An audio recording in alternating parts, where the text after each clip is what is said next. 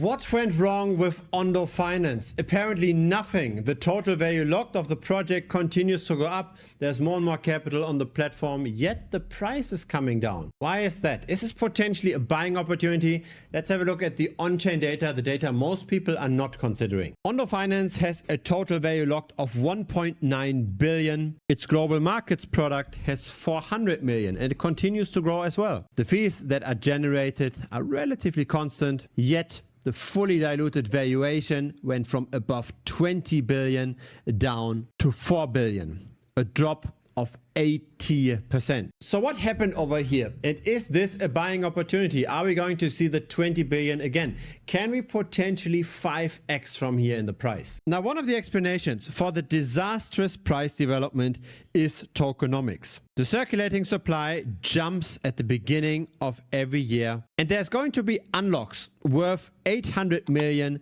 coming in a few days. And it looks like in anticipation of those unlocks, people have already started selling. Ondo is not just going down because the general market is going down.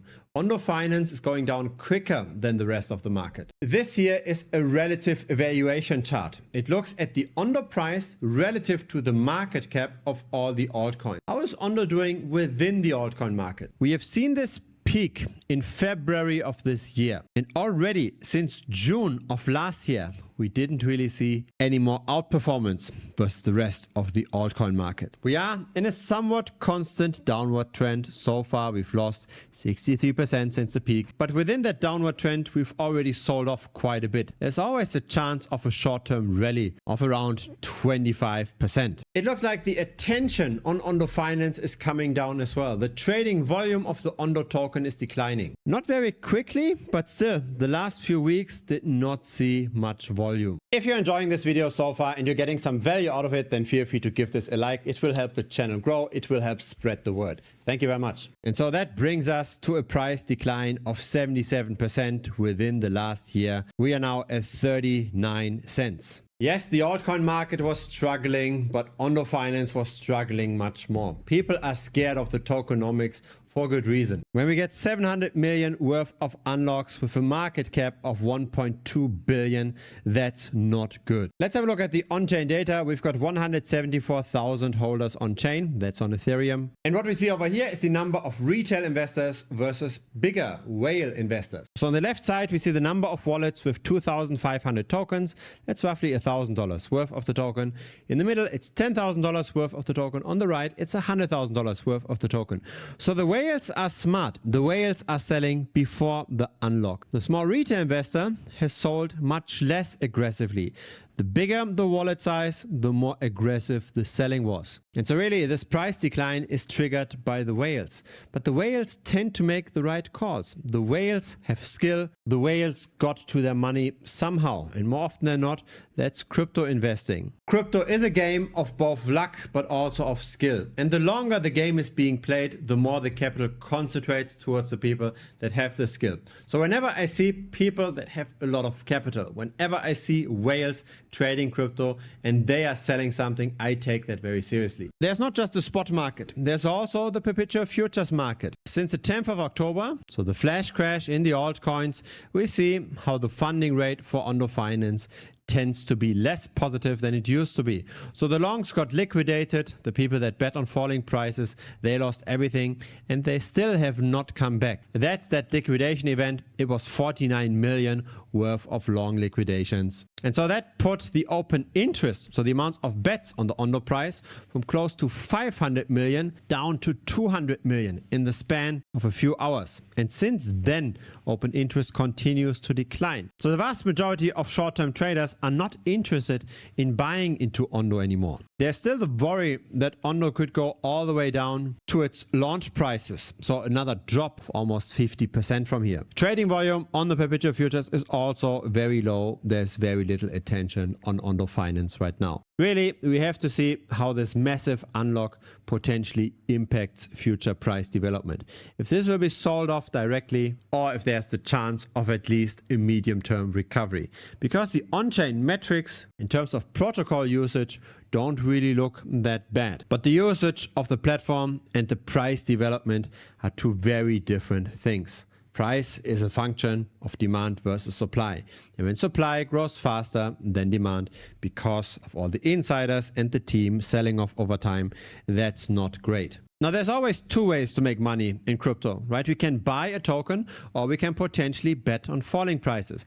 But even to bet on falling prices right now, it's probably not the best timing. It's probably better to wait until we hit the upper end of that trading range again, and then potentially enter a short position from that point. Now, there is a reason why the altcoins are performing so poorly, so consistently. It's not like everybody is taking profit. It's rather people like this, venture capitalists that invested in various crypto projects very early on. They got a lot of token allocation. That token allocation might unlock over time. And whenever tokens unlock, the VCs, the venture capitalists, they simply sell. It's a massive problem for the altcoin market. Every week, we see hundreds of millions of new tokens from existing projects hitting the market.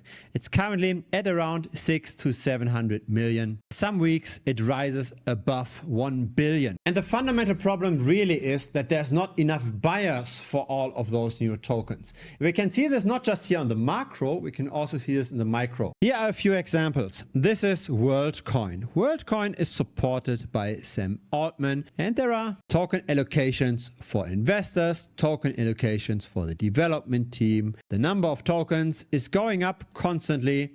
And so WorldCoin relative to Bitcoin after the initial hype is just constantly going down. It's not a coincidence that WorldCoin crashed by 97%. But check this out. This is ZK Zinc. Also has an increasing token supply. Again, investors are getting their tokens unlocked. So does the team. And here's ZK Zinc's price relative to Bitcoin's. It has fallen from the top by more than 90%. We can go on and on. Here is Darknet with a lot of entities getting new tokens. Here is Darknet relative to Bitcoin. Here is EigenLayer. Here is the eigen price relative to Bitcoin. And what we are looking at here is relative performance. So it's not just that the market in general is going down and Bitcoin has fallen by 30 or 40% and that also pushes down the altcoins. No, it's the altcoins performing much, much worse compared to Bitcoin. So when this relative valuation is going down and Bitcoin has fallen already by 30%, the altcoin has fallen by more than 30%. Again, this here is no coincidence. It's the insiders that are dumping on the average retail investor that doesn't really know what's going on. Now here's what I do in order to benefit from all of this. Let's go again to the EigenLayer price development. Just as an example, right here we still have a lot of token inflation coming. So very likely this price will continue to fall further. So what I'm going to describe is very likely going to be a profitable trade in the next months. Instead of trying to buy the Eigen token, we can do the exact opposite. We can bet on the underperformance of the Eigen token. So we're just flipping this chart. Then it looks like this. Now what we see here in orange, that's the Bitcoin price over the time. So this kind of strategy does outperform just buying and holding Bitcoin by a lot. And again, it's not just random. It's not a coincidence. This is structural. It's because of the venture capitalists dumping on everybody all the time. And so we simply take advantage of that. Whenever a venture capitalist is selling their vested tokens, we are making money. This trade, for example, made roughly 1,300% in the last 12 months. So what do we need to do? We need to bet on rising prices of Bitcoin and falling prices of Eigen at the same time. So we're opening two positions, long BTC, short Eigen. And the reason why we want to open both of those positions is that we still have all of that correlation within crypto, right? So if Bitcoin was to suddenly rally by 20, 30, 40%, the Eigen price is likely also going to go up. It's simply just going to go up less. So when Bitcoin goes up 40%, then Eigen might go up by 20%. It still has the selling pressure by the team and by the venture capitalists that will, relatively speaking, depress the price. But the US dollar price itself might still go up when everything is going up. That's why we want to make the delta trade here. We go long Bitcoin, we go short Eigen. We don't just go short Eigen in itself. I'm following this kind of strategy already for 4 years. In the early days with borrowing and lending platforms, recently more with perpetual futures trades, But what we see over here, that's my alpha, my outperformance, my monthly outperformance versus Bitcoin in a given month. So some months I might still make losses because again, even that trade doesn't always go up. So if you shorted Eigen over here, you might have to wait for half a year to actually get in profit. So there are some negative months, but it's about the general trend. The dotted line here, that's my 12-month average. If we average out all of those dots, we come to a monthly outperformance versus just buying and holding Bitcoin of 1.9%. So on average, after fees, I make 1.9% more return than the average Bitcoin hodler. And that's with very conservative risk management. Here's my portfolio. This is not just trading. This is also dollar cost averaging into the trading account. And then I wanted to prove this directly in the market, not just showing here my results, but actually trading for the community as well. So in July of 2025, I opened up a community pool. The premium members, the annual premium members of Bitcoin Strategy, they were able to deposit into that pool. The capital pool had several $1 million under management. And while Bitcoin, during the time period, so we closed the pool just a few days ago, lost 24.9%, we made 17.3%. So over the last 5 months, we made more than just 1.9% alpha per month. And again, this is not just random, right? This is just working with the market structure, working with all of those cash outs that happen in the altcoin market all the time. Here are a few more details around that first copy trading pool. The average depositor in premium put in 17K. In the end, there was 20K in balance, so 2.7K in profit, 13.4% of average return. Now, why is this lower compared to what's shown over here in the chart? It's because most people did not deposit from day one. Many people waited to first see some positive performance and then afterwards deposited. That's why the performance from day one to the closure of the vault is 17.3, but the average member only made 13.4%. Then there is the 10% fee, so that comes from the platform. We use the hyper-liquid decentralized finance application. Still, when we annualize all of that, because this only ran for 5 months, this is 40.81% of return. Independent of the general market, right? We made money when Bitcoin went sideways. We made money when Bitcoin went down. We do this independent of where the general market is going. And again, the reason why this works is because we bet on rising prices of one asset and falling prices of the other asset. So when the general market is going up, then one of our positions goes up, the other position goes down. So this cancels out all the time. So the general market doesn't have any impact on this portfolio. The only thing that has an impact on the portfolio is how the altcoins do, relatively speaking, to our hedge. Now there is a new copy trading pool starting in January of 2026. So if you want to be part of that pool, there's a dedicated video in premium that also explains everything in detail.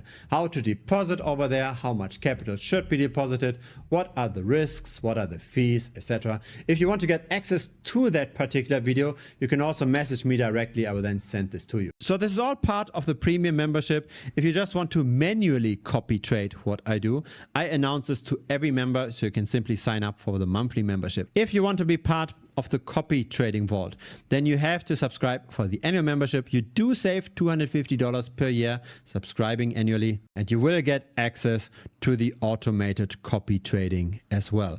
Every trade that I make will automatically be mirrored. And while I cannot promise that we will reach again 40% annualized return, I will work very hard to make this project a success again. If it's your first time here, feel free to subscribe. I publish videos regularly. A like would be very much appreciated as well. It helps the channel grow. See you next time on YouTube or see you in premium. Cheers.